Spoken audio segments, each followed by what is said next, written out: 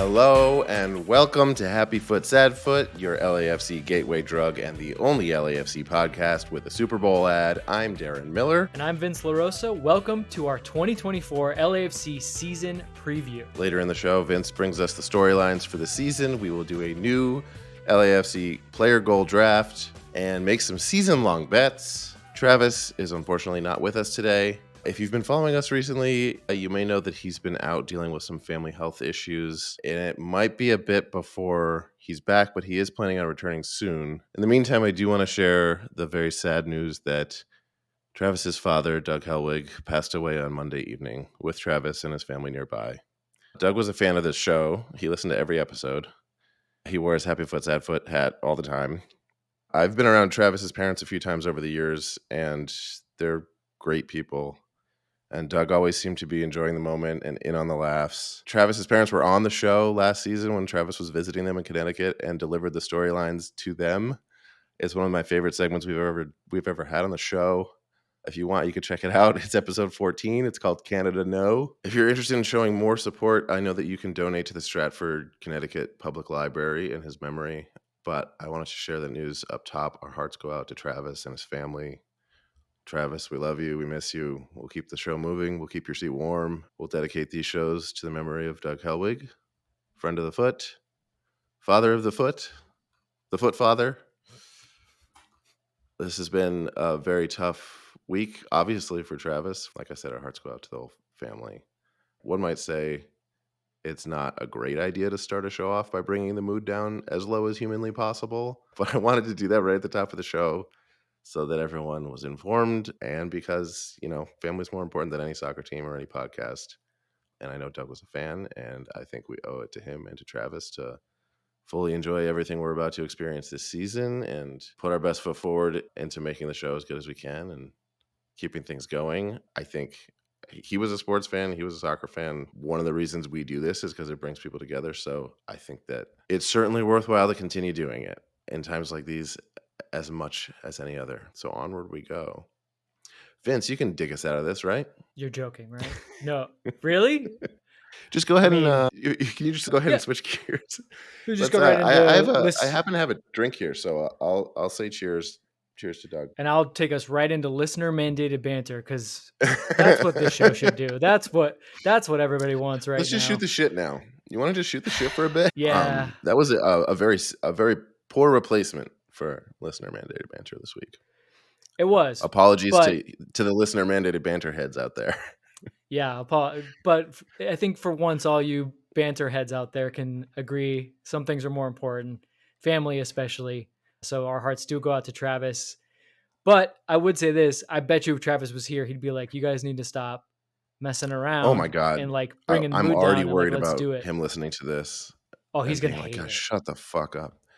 Yeah. Anyway, he's gonna be like, "There's so many jokes you could have had right here," and he's like, "You could have easily hit with this one or this one or this one." He's like, "You know what? Actually, let's just take it down. We'll redo the whole episode. Sure, it'll come out 3 weeks after the season has already started, but that is the joke." And there you go. I finally made. Travis is ruthless. If I could describe Travis in one word, it would be ruthless, and then cruel would be the second word that I would use to describe Travis. Yeah, because I think both of us are like, we really miss our buddy and we feel for him, but in the back of our minds, we know that we're being critiqued right now. I know that my voice is being listened to through a pair of headphones in Travis's ears, and he's like, "Vince, this isn't it, bro. This is not it." We're painting a very strange picture of Travis. This is not him. We're chained to these desks. Travis is the taskmaster. We have never painted the show in the accurate light. What do? Do we just move right into storylines? Yeah, we should just do storylines. All right, let's do it. Oof. All right, love you, Travis. Come back soon. All right, well, as a casual LAFC fan, I love the team and I'll watch all the matches, but keeping up with every detail can sometimes feel kind of like a full-time job, and I already have one of those and a handful of kids to take care of. I'm just incredibly busy living a very full and successful adult life with very important responsibilities. I don't have time to dig into all the roster changes, rumors, matchups, stats, slumps, vendettas, tactics, and revenge plots behind the simple passing and shooting I see on the pitch. Luckily, my friends Travis, the human LAFC crazy wall, and Vince, Travis's LAFC dealer and enabler, are full-on LAFC addicts, and Vince is a real-life expert who actually knows how the drug gets made. They're basically Walter White and Jesse Pinkman. So every week I get them to sit through all the game tape, stats, pressers, rumors, and tweets and explain what's really going on beneath the surface of each week's matchups, and in this case, the entire season, so we can all enjoy them so much more in a segment we call Storylines.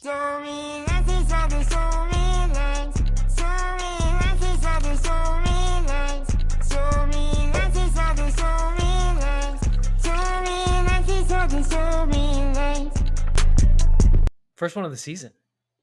First one of the season. Did it feel different? Yeah. Well, I mean, it just felt extraordinarily sad. I heard it in Travis's voice. I've actually always imagined that it was Travis singing it just because he loves it so much. All right. We're 2024 LAFC season preview. We're doing this. Okay. So to start my season preview storylines, I have one question. Darren, are you still mad? Oh, yeah. For sure. 100%. Am I not supposed to be mad anymore? Oh no, I'm asking you. I mean, I don't know. Do you know what you're mad about? You could be mad about an array of things, but I still want the cup. Okay, full disclosure, I am asking you because while I can only assume with a fan base as diverse as LAFC's, there is an array of nuanced opinions out there. That being said, when it comes to the team's 2022 season, the fans online, aka the ones speaking the loudest and most often, we're all pretty pissed. They were mad to end the season. How dare anyone say that a team within 90 minutes of a trophy, not once, not twice, but 3 times last season, despite playing the most grueling and demanding schedule in the history of the league, was anything but a failure. Such a failure that many of them went so far as to call on the team to consider making mass changes, cleaning house, including firing Steve Trundle. Let that sink in for a second. That's like a thing that got around like wide. Mad. That level of mad. Well, I'm glad you weren't, Darren, because as the self-proclaimed king of the casuals, a group that by its nature is both large but mostly quiet, a silent majority, if you will, how do you feel going into the 2024 season in light of LAFC's failure to capture a single trophy last year despite being so close?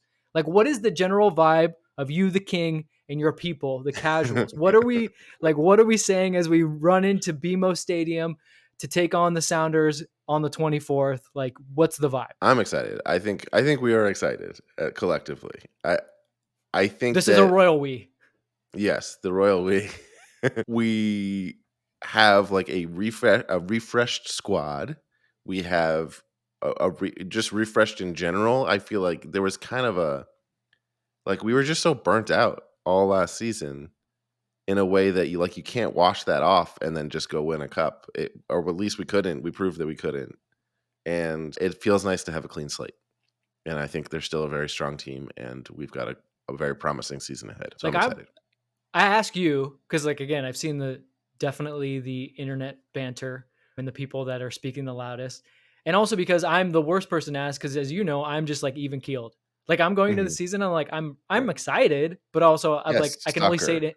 I can only say it in those words. I'm excited. And people are like, it doesn't sound like you're too excited. And I'm like, yeah, but I mean, once they finish this season, they're just going to do another one and then another one and another one. So maybe that's what I stare into the void of sports and know it just keeps coming. It never ends. And so maybe that's what it is. I just can't, because if I did, I feel like the problem is if I did, I would go even beyond Travis and just be berserk, absolutely worst person to be around, of the level of after the Super Bowl when you saw those 49ers fans smashing their TVs.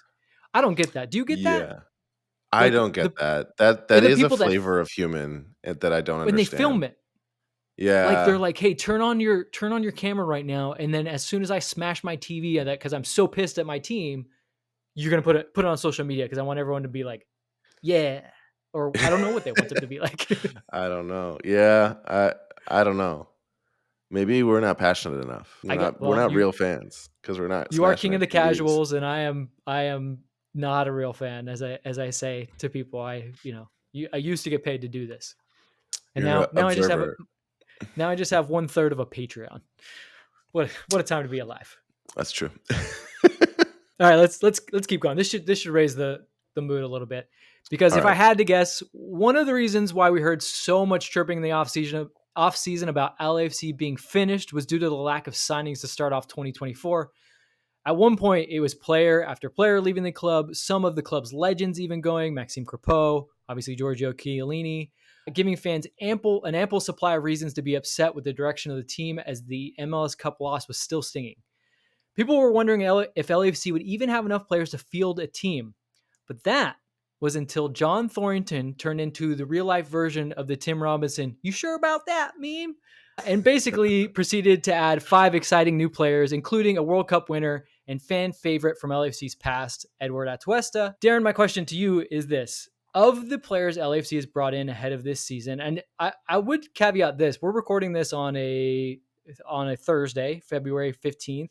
Roster compliance is Friday, February 23rd, and I would hazard a guess that there will be 1 or 2 more players joining LAFC in the meantime. So there'll be even more.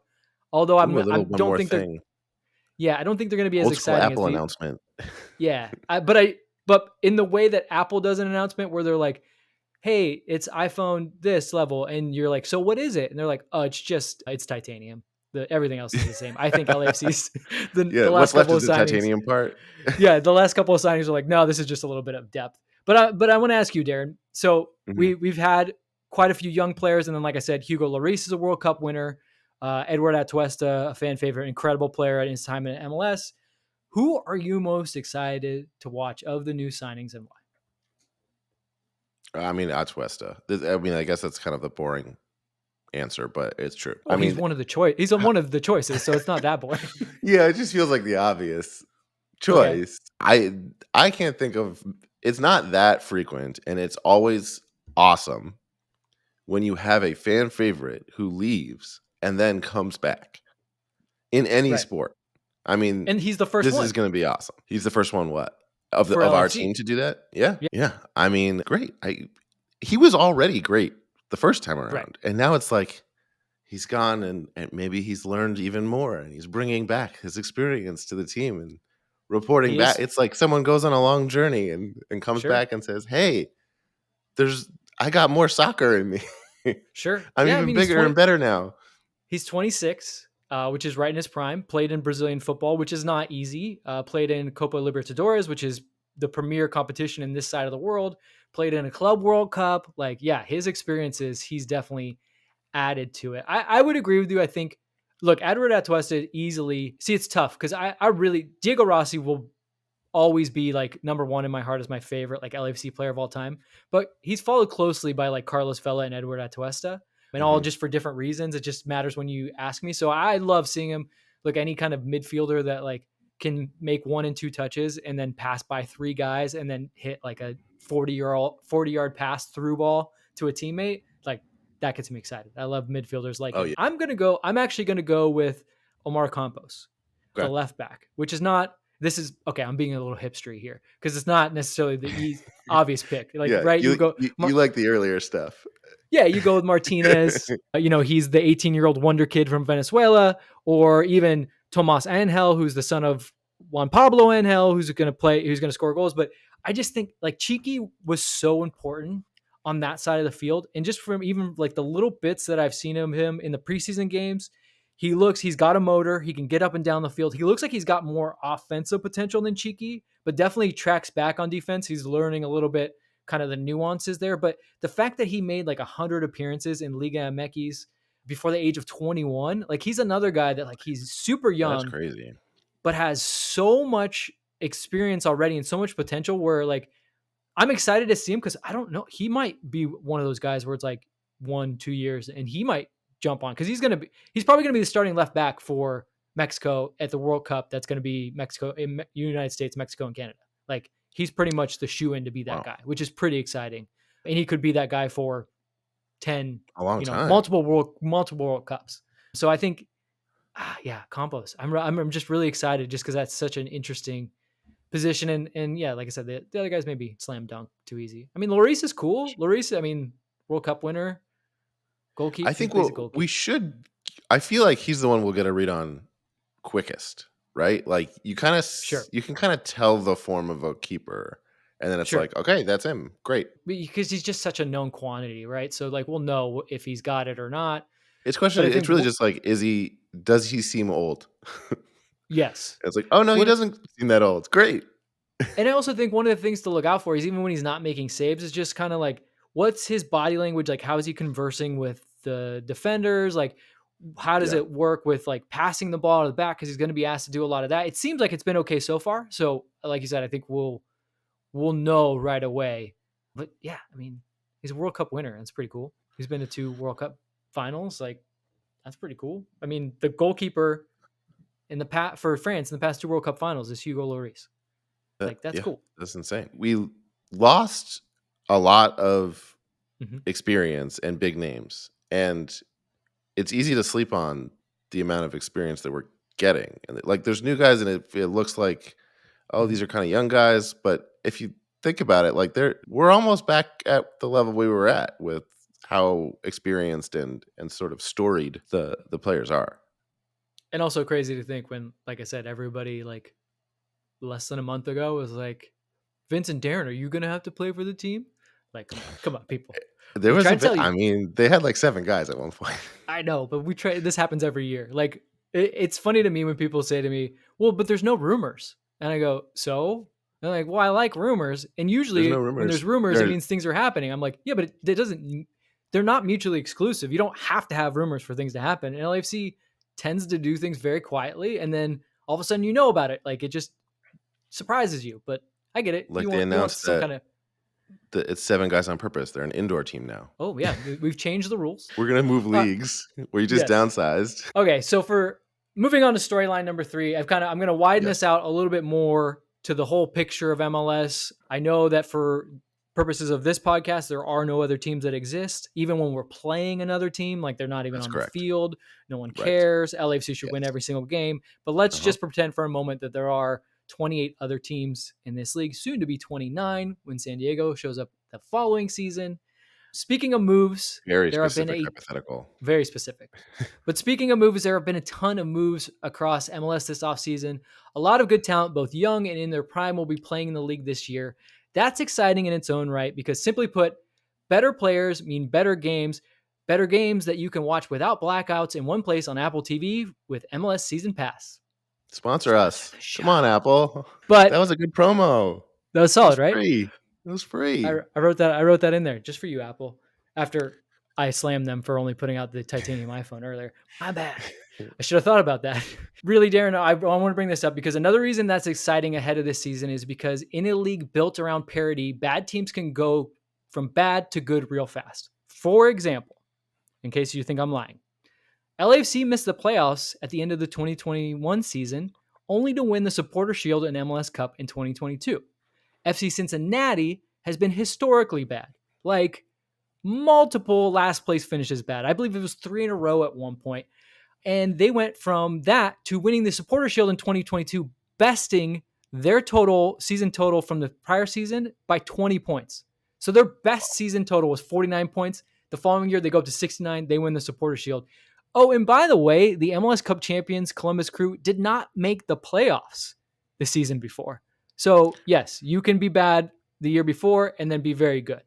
So looking at last year's bad teams, Colorado was dead last in the West and has made a ton of big moves. They hired Chris Armas as their coach, brought in Jordi Mihalovic, Sam Vines, and Zach Steffen back from MLS, all players with U.S. men's national team experience. Chicago broke their club record transfer fee for a striker in his prime in Hugo Kuipers from Ghent in Belgium. They also signed a former LAFC player in Kellen Acosta, who we're very familiar with. No, never heard of him.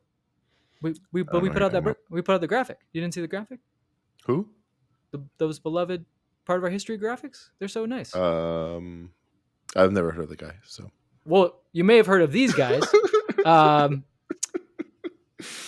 The Galaxy actually look competent again, at least on paper, with the signing of young Brazilian Gabriel Peck and soon Joseph Pantsil, another exciting winger. Portland and NYCFC have also failed to make the playoffs last year, but look much improved by their offseason moves, notably Maxime Crepeau, we miss you already, Max. Oh, and then there's that second from the bottom team in the East, Inter Miami. They now have a full season of Messi, Busquets, Alba, with Luis Suarez joining, as well as Julian Gressel, although Julian Gressel is it's in much smaller type than Luis Suarez. I just want to make that very clear. I think Julian Gressel is a very good player, but at least Luis Suarez is the headline there. Yeah. And so, Darren, there's a reason that it's been over a decade since a team from MLS has repeated as MLS Cup champions. This is a two-parter for you. First, Darren, let's say that you and I have $1,000 of Travis's money. Okay, or more accurately, his wife's money. Okay, that makes sense. What underperforming team from last year are we betting on to surprise everyone and win MLS Cup this season? So our $1,000. It's just already ours. We're really kicking Travis while he's down. Well, we asked Travis. You're not here. Travis, you're not here. We asked Travis, who then asked his wife. Well, Travis loves chaos, and I think he likes gambling. But I think he would probably prefer that we're a conduit to it, because maybe he would like it too much. And so we're going to do that. And then he has plausible deniability over this $1,000. Yes, that's good. Okay, perfect. Okay. So where would you like, if you were going to put it on somebody that you could get a maximum return out of? Like, I don't think you're going to take $1,000 and put it on the Columbus Crew. Right. But where would you put your $1,000 on? $1,000 on the come up. Yeah. Who's the best bang for our buck here? I like Colorado. I was following their moves because I'm friends with Fran Taylor and was excited to recently reconnect with him because of this show. So since then, I've been able to follow what they're doing, and it's been cool to watch. We don't play them that often, so it's nice to have a little I like watching this team too sometimes. So I'm rooting for them. you get. I mean, they finished dead last in the West, so I think if we're talking bang for our buck, that's definitely it. That's definitely a good one. I'm gonna go. I think I would put it on Portland. I don't love Gary Neville as their coach. Or sorry, Phil Neville. I name checked his brother. Phil Neville as their coach. But I think they're already a team that is somewhat solid defensively. And actually, by getting a different coach, Giovanni Savarese in previous years was just too overly pragmatic, and they were kind of boring, yet having some good players. I think they're going to add another big DP also with the guys that they've already added, like Maxime Crepeau and Kamal Miller in defense. So I just think, especially in playoffs, I think they're going to have a good balance. So I think I would put my money there. And that comes from, again, an LAFC fan who has to begrudgingly say that, because they're I would say other than the Galaxy, which is a natural rival, they're our biggest rival, which was an actual grown rivalry out of games and hatred. Yes. And Seattle, maybe. Seattle, maybe yes. Seattle, well, it's between the two of those. And let's be fair. Seattle, Portland, same difference, right? So what's the difference? They're up there somewhere. Yeah, it's up there somewhere. They wear green. They both wear green. Yeah. Another interesting way to look at this, I think, is whose failures feel the most like a fluke? Who shouldn't have been as bad as they were. And then it's kind of now you expect them to be bad again, but you shouldn't. Well, ooh, is that nobody? It's tough. I kind of want to say the Galaxy, because they really shouldn't be that bad, but they were a mess. I think they're going to be much better, but I still think they're going to have some problems defensively. They kind of pulled it together toward the end of the season, but then, I don't know. Yeah, I think that's a good pick for that. We expected them to be very good last year, and they didn't have it. I think a lot of people had them. And there's no reason again why they wouldn't be good this year. Yeah, top 3 in the conference. Well, I think they'll be much better this year because, like I said, I think our old friend Will Kuntz has made them much more competent in making decisions and who their big signings are. But let's move on to part 2 of this question, Darren, because this will be a little bit of fun, and this is exclusively for you, because we're going to try to do this quick so it doesn't take so long. So, as it pertains to just the Western Conference, LAFC finished a respectable 3rd place last season. While we hope that they finish top of the conference and Supporter Shield standings next year, the way things are in MLS, there's a decent chance that a team that finished below LAFC last season will be above them next season. It's just the way it works. So, Darren, what I'm going to do is I'm going to randomly name teams from the West that finish below LAFC. You tell me if you think they'll finish above or below LAFC this season. So I'll just list them off. But LAFC is finishing first. Play the game. Okay, if that's not an option, then you'll say below for all of them. But I'll just do this.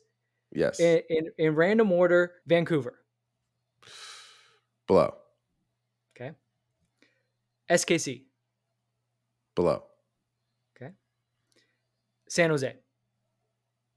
Below. Real Salt Lake. Below. Man, you really do think they're coming in first place, don't you? Yeah, so far. I mean, I'm actually considering each of these. Austin. Below. No, they might be a pick of. They might be. Last year was a bit of a fluke. No. You're good. They're still going to suck. They're Okay, bad. great. Their first year was a blip. Oh, there we go. Okay, this might. Well, you might be conflicted here. Colorado. Below. Okay. Not very conflicted. Dallas. Just for context, Dallas finished 7th last year. Yeah, below. Houston. Okay. Houston finished 4th. You and I both were at that Western Conference final game in which LAFC won. It was a good game. It was. But LAFC definitely took care of business there. Yeah, I'm going to say below. Okay. All right, then. So far I've done 1, 2, 3, 4, 5, 6, 7, 8 teams, and we've gone all below. All right, let's keep going then. Minnesota, team that we haven't talked about at all. Good point. They don't even have a coach right now. They're going to go ahead and be below. Yeah, they don't even have a coach right now, which is that's crazy. Crazy. You want to talk about craziness? We're getting obviously it's like last minute. Not having players to field would have been bad, but not having a coach is that's close tough. Second. Who's going to field the players? All right, Portland. This paper's due tomorrow. Portland, below. And finally, Galaxy. Oh, way below. Oh, way below. Okay. All right then. So. Well, then, I'm just being honest. I don't know what else I can do. Let's just do all the teams then. So the two teams that finished above LAFC, Seattle, above or below? Yeah. Okay. Below. Okay. And then St. Louis finished top of the Western Conference, above or below? That's right. Okay. Below. All right. Well, there you have it. To say that. The definitive Darren rankings are LAFC finishing top of the Western Conference. And that's that's really what you came here for. I genuinely was not doing that as like a fanboy. I actually thought about each team and was like, I don't think it's going to happen. It was LAFC's to lose last year and it's theirs to lose again. That's fair. That's all I can ask for. They just did that last year. It's just your complete honesty when I do these storylines and ask you these questions. That's all I can ask for. Would it have been better what would the benefit have been for me to give? I don't know. I thought maybe I would do this and you would go back and forth and then you would forget where you were at. And then I'd be like, Darren, you have LAFC out of the playoffs. And you'd have to be like, okay, wait, let's go back. Okay. But no, you went the other side of the spectrum, which is also funny. Not funny. Well, also maybe true. Yeah. We don't know. We'll find out. I mean, right, I think the important thing is I'm on the record now. So whatever happens, I'm going to look. This is true. There's one way I can look good and many ways I can look bad. And if a season preview show is anything, it's a good time to put out predictions on the record that no one will ever remember. No one will ever hold you accountable for this, Darren. They're definitely not going to go back. No one's listening. Yeah. It's not like they're going to be able to find it somehow in some kind of notarized version, serialized version of an audio thing that they can do. Let's move on to our fourth and final storyline. And unfortunately, this one is a little bit of a downer, but hopefully we can raise it up. We've brought it pretty far down so far in this show. Yeah, we have. Bar is high for bringing it down. Yes, it is. Yes, it is. So the final storyline is as we head into this new season. This is a big one we've been talking about all off season, but I think for the wrong reasons. Everyone wants to know, will Carlos Vela return to LAFC? And much of that conversation has been a debate on if he should come back at all. Should LAFC give him a designated player contract? Does he deserve it? Is he washed? So on and so forth. He doesn't show up in big games, blah, blah, blah. Carlos Vela's absence looms large over LAFC, but whether or not he plays for the black and gold isn't just a sporting question for me. This is a legacy question for LAFC and the league as a whole. Look, in 2019, Vela had the greatest season in league history, breaking the goals record with 34 goals and adding 15 assists. He's combined for 20 plus goals and assists in every single season that he's been healthy in this league. If it wasn't for Messi, he'd easily be considered the best left-footed player of all time in MLS. So if in fact he is done at LAFC and in MLS, how should his legacy be celebrated? Here at LAFC, we become accustomed to those part of our history graphics when a player leaves the team. Bigger names get more than a graphic. Chiqui Palacios, for instance, had a graphic, a testimonial video, and even a write-up on the website. But still, this is Carlos Vela, Darren. That doesn't seem like nearly enough. So I ask you, and I'm not saying he's not coming back, Okay, so just because I'm asking you, it doesn't mean like this is said and done. Again, we're recording this on the 15th, Thursday, February. There's still time for Carlos Vela to come back.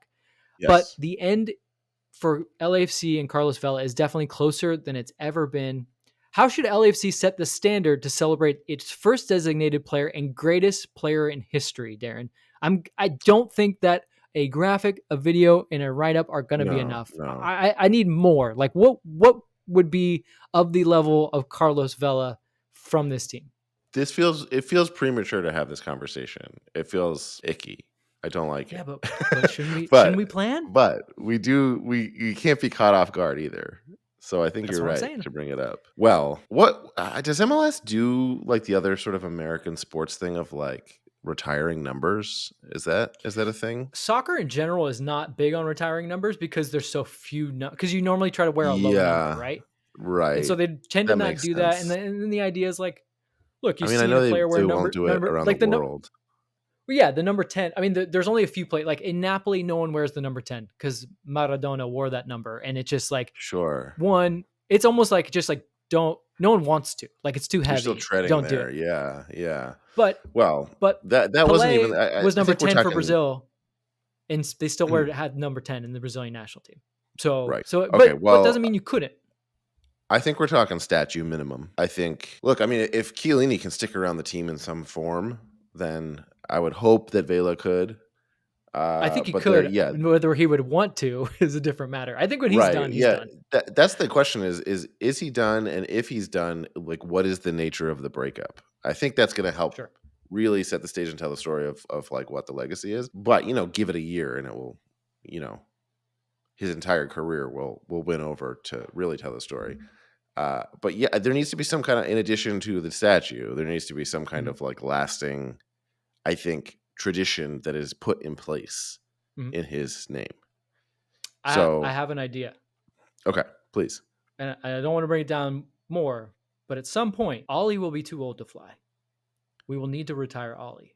It's Carlos Vela Why hang don't we gliding. name the next Oh, Falcon Vela so that before every ooh, game he can soar over the stadium like he did proverbially yes, for the black and gold and grace I us with like his it. presence right before kickoff. That's good. I like it. I'm just saying. But I like my idea It was of either that it or is name the Carlos gold lot Vela, after Vela. the gold lot. Just change the gold lot parking lot to Vela lot. Which lot are you in? Oh, I'm in the blue lot. Okay. Which lot are you in? The Carlos Vela, Carlos Vela gold lot. And they go, ooh, you're fancy. I also like my idea of Carlos Vela hang gliding around the stadium I would at love. the beginning I of every mean, game. yes. He needs We to could be even get like dropped into the stadium in some fashion before every home game. That's all. sure. Maybe And one one day time he could it's get, hang gliding. One day it's jumps from a helicopter with parachute. and at some We point just need maybe we to get turn those him into Evil tandem. Knievel. Yeah, we get the tandem hang gliders. Him and Will Ferrell do it together. Yeah, the only way to properly remember the legacy of a legendary player is to make him a stuntman. Or maybe Will Ferrell needs to make a movie for him, but Oh, not like a okay. Vela movie. Like let's redo Step Brothers, but Will and Carlos. A movie that like we all kind of just know is not very good, but like we're all behind it just because like Yeah, he but deserves we'll it. all go. Yeah, it'll do great in Los Angeles. No other markets will want to see Right? it. Yeah, I'm in. I mean, this just makes me want him to come back more.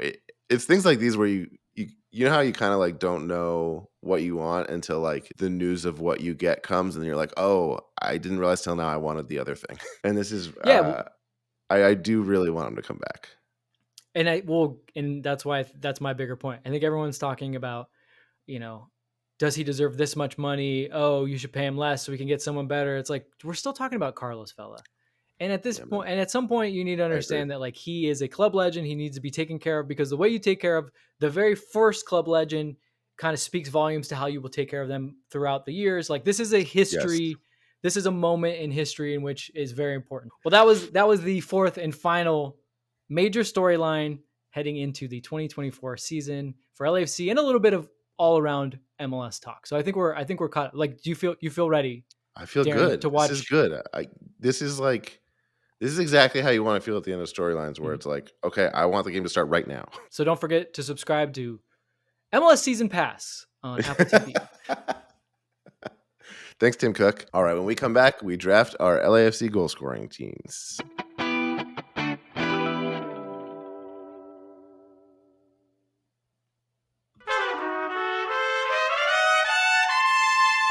And we're back. The rules are pretty simple. Vince and I will take turns drafting 4 LAFC players to our squad.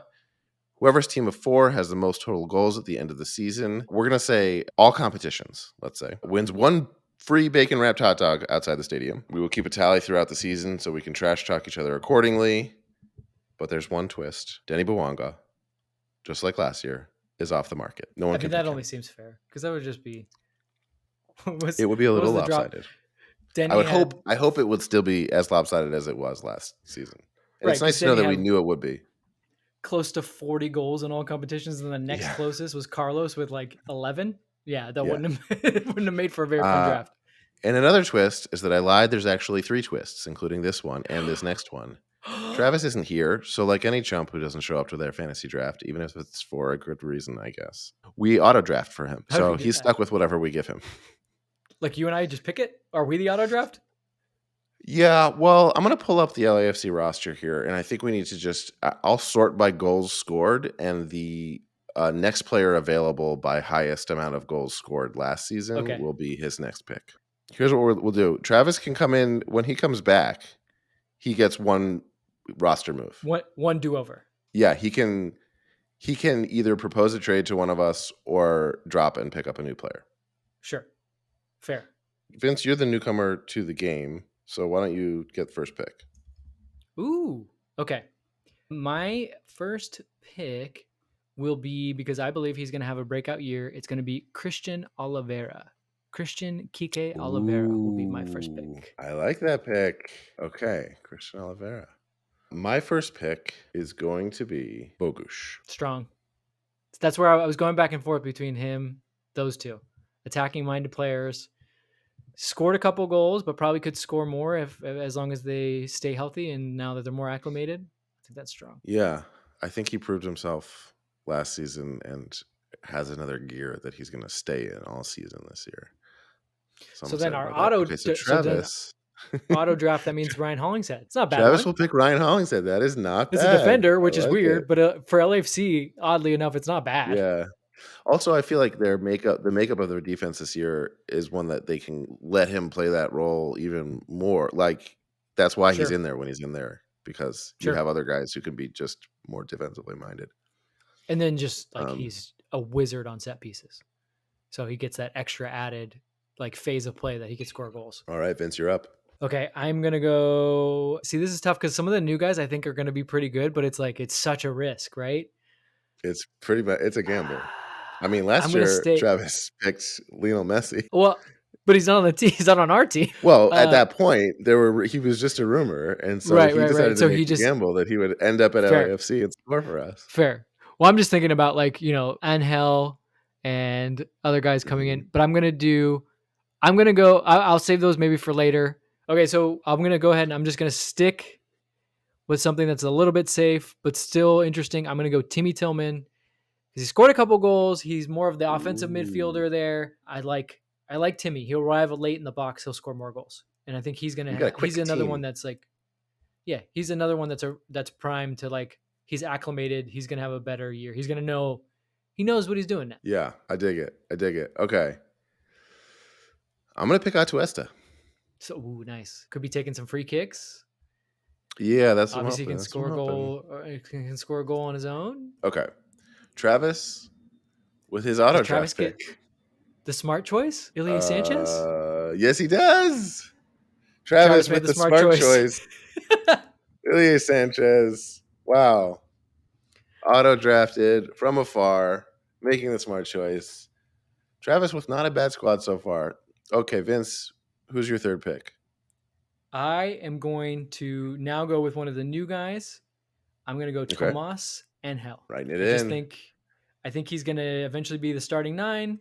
For how long? Who knows? Because maybe they get somebody better in the summer, but hopefully he's scoring a lot of goals and they figure, maybe we don't need to. Yeah, that was a really good pick. I'm kind of surprised he lasted that long. Yeah, I was thinking about picking him before. That was a solid one. I think you're going to beat us handily. Maybe. Boy. Okay, I've been debating when to leave, what pick to use on this, but I'm going with my boy, Nathan Ordaz. Ooh. This is his year. He's going to do it. This is his year. It's the Ordasm, the year of the Ordasm. Hey, at the very least, he gets, as we've talked about, he gets subbed into games when they're over. garbage time, baby. Doesn't matter when they come. Yeah, if he's scoring the 4th goal in a 4-1 win, still counts for you. There's a good stretch there where his goals per 90 probably wasn't bad. And again, he gets to come in when guys are tired, gets to have a good run at him. Why not? So I think we're going to run into a little problem here because we've ran out of actual goal scorers that are still on the team. We're going to have to like pick one for Travis, or who's somebody that Travis likes. Are there any new guys left? There's Martinez. Left? Okay. Campos. Were there positions? Martinez would be more likely to score more goals. Campos is going to be a left back, whereas Martinez is going to be like a winger, maybe put a little in the midfield. Let's give him Martinez. Okay, that's nice of us. It is nice of us. Wow, last picks. Okay, let's bring it home. So with my last pick, I'm going to do something interesting, which could backfire. I'm going to take Carlos Vela. Fuck. That's what I was going to do. See, we were all waiting for it. I thought you were going to do it with the last one and be like, I'm going to take him now. I didn't know what to do. Shit. Oh, man, you built a really... man, yours is so good. Hey, but you know what? It's classic. But if Vela doesn't come back, it's over. Yeah. Yeah, classic fantasy sports. When you draft, you're like, I won the draft. You're like, too bad that doesn't win you anything, and then I'll get something bad will happen. Oof. Right? Okay. Who's your? I have to think hard about this one. I really don't know now. Boy. Okay. Shit. Aaron Long. I considered it. He's good on set pieces. He's gonna play a lot more this year. Shit. All right. I'm sticking homegrown. Duenas.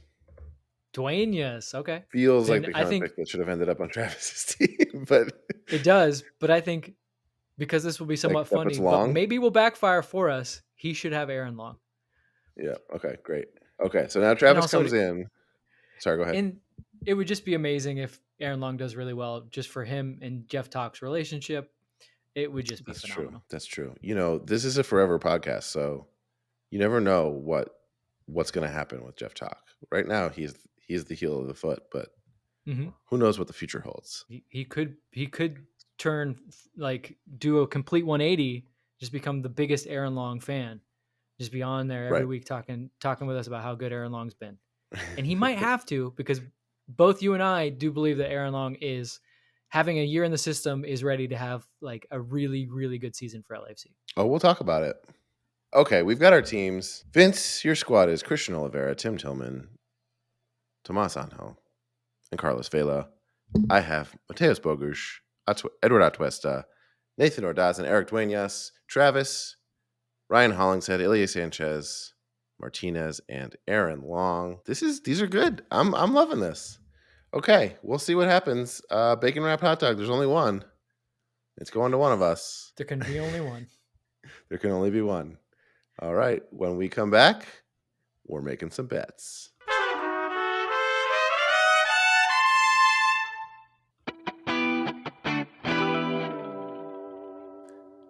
And we're back. Now it's time for a segment called Bet It and Forget It. Bet It and Forget It.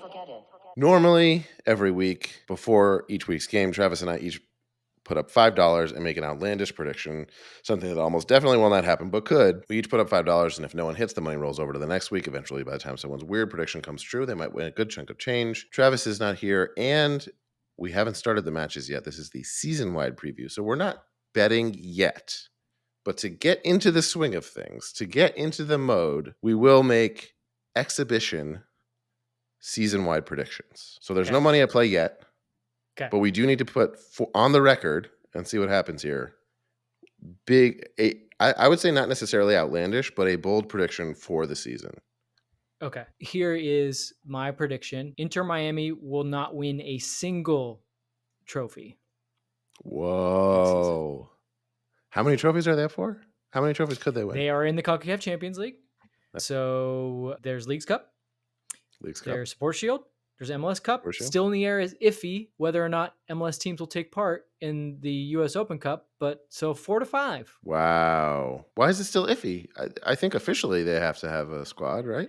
There's still been news reports where there's talks where maybe the CONCACAF Champions League teams don't have to participate in it. So them being a CONCACAF Champions League team might be exempt, or they can decide whether they want to participate in it. It's really stupid. As we've documented that is really prior. I don't know what episode that was, but go back and listen to that with Andrew Wisnowski. I think it's just a Patreon episode. So that's another reason why you should be subscribed to the Patreon. Yeah, we did become a a friend of very the good foot. breakdown of how stupid this US Open Cup stuff has been. But Andrew also gave us very good legal ramifications on why all of this is happening. So definitely go back and listen to that. Yes, for sure. Okay, that's up to 5 missed pieces of hardware. Not to mention, I would have a pretty sizable gamble made on garnering that hardware in signing one Lionel Messi and friends. The whole circus. Wow. Okay, that is a good one. Okay, mine is, if you remember in our wrap up episode, I took a lot of shit for my biggest disappointment being Aaron Long, which I still believe, but I actually also believe that this season it will be the year of Aaron Long. He will have a great season. This is not just being optimistic. I think he is poised for a great season. I won't even call it a redemption season. I think what will happen at the end of this season is that last season will feel like a fluke, like a blip in his career. Like we'll all look back on it and be like, well, that was weird. And the Aaron Long that we see this season, is what everyone will be like, yeah, that's always been him. He had that one off season. I don't know what happened there, but this is him. And Jeff Talk will not know what to say. Aaron Long jerseys sprinkled all over BMO Stadium, and not just his family members. That's what I think.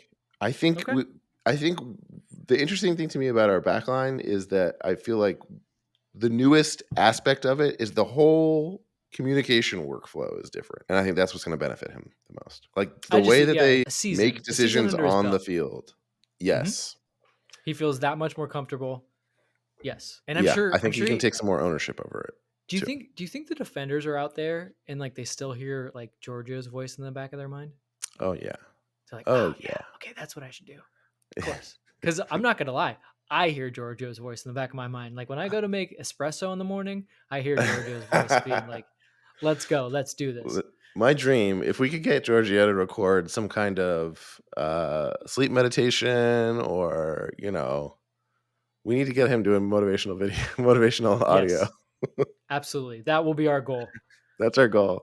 That is our one bold prediction for the show. All right. Well, we shall see. That's our show. That's our show. That's our show. That's our preview, which is great for everybody because a preview means that the games are not too far away. And when we come back, the next one will be a preview of an actual game. That is true. Mom, Dad, welcome to Happy Foot, Sad Foot. Is this your first podcast? Yes, it is. Yes, it is. Don't worry, we'll have you doing ads for Simply Safe in no time. I'm nervous to do this. Do you feel nervous? No, not really. I am. Well, I feel like it's a weird situation to interview your own parents. Okay. I'm just a little worried what kind of questions. It's all they're going to be the grossest I could possibly ask. Well, I can say fart then. You can say fart. Go ahead. Okay. Fart. Great. We're getting off to a good start. So first, tell me your name, where you grew up, and the name of your very first pet. My name is Douglas Hellwig. I grew up in Stratford, Connecticut, and my first pet was a dog named Champ. I feel very nervous doing this.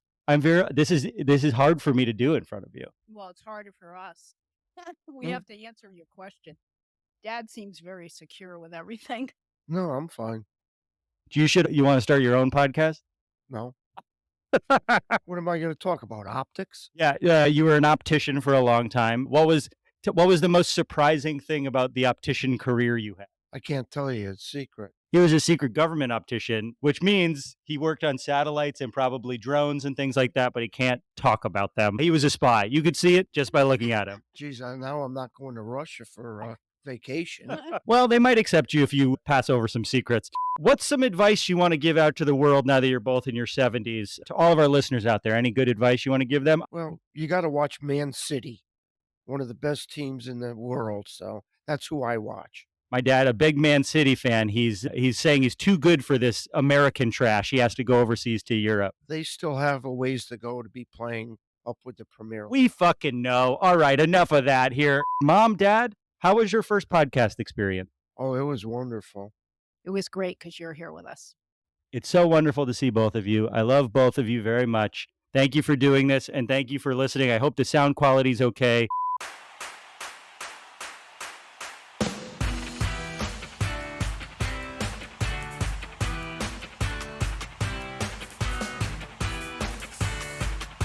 Our theme music is done by the insane team of James Valentine, Nate Walcott, and Louis Palmer. You can subscribe to our YouTube channel where all episodes and clips are available in video form. If you didn't know that already, at youtube.com/@happyfootsadfoot. You can review us on Apple Podcasts and Spotify. You can follow us on Twitter, Facebook, Instagram, and Threads. If you made it this far into the episode, chances are you're enjoying the show. If that's true and you want to show your support, please consider becoming a friend of the Foot at $5 a month at patreon.com/happyfootsadfoot. Or pick up some Half House Sappho inspired merch by going to happyfootsadfootpod.com after you donate to the Stratford Public Library. And show your support. Any support really goes a long way to keeping the show going and the community growing. Thanks again, and we'll see you at BMO, baby. I love you. Love you, Travis. Bye. Bye. Love you, Travis.